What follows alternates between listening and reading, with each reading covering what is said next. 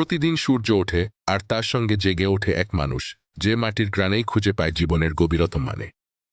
ভোরের প্রথম আলো যখন সবুজ ধানের শীষে এসে পড়ে, তখন তার মনে এক নতুন দিনের স্বপ্ন জাগে। এই মাটি তার জীবন, তার অস্তিত্ব, তার সবটুকু আশা। রোদ, ঘাম, কাদা এসবই তার নিত্যসঙ্গী, তার আপন।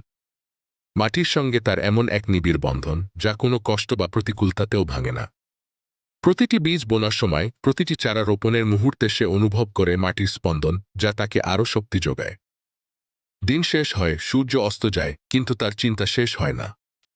রাতের নিস্তব্ধতায় সে ভাবে আগামীকালের কথা, নতুন ফসলের স্বপ্ন দেখে। কাল আবার একই পরিশ্রম, একই আশা নিয়ে সে মাঠে নামবে, কারণ এই মাটি তার জীবনচক্রের কেন্দ্রবিন্দু। প্রকৃতি কখনো তার পরম বন্ধু, আবার কখনো নির্মম শত্রু। হঠাৎ আসা ঝড়ো বৃষ্টিতে যখন ফসল নষ্ট হওয়ার উপক্রম হয়, তখন সে প্রকৃতির রুদ্ররূপ দেখেও হার মানে না। কারণ সে জানে, মাটি যে মাকে ভালোবাসে, তাকে মা কখনো একেবারে হারায় না, বরং নতুন করে বাঁচার শক্তি যোগায়।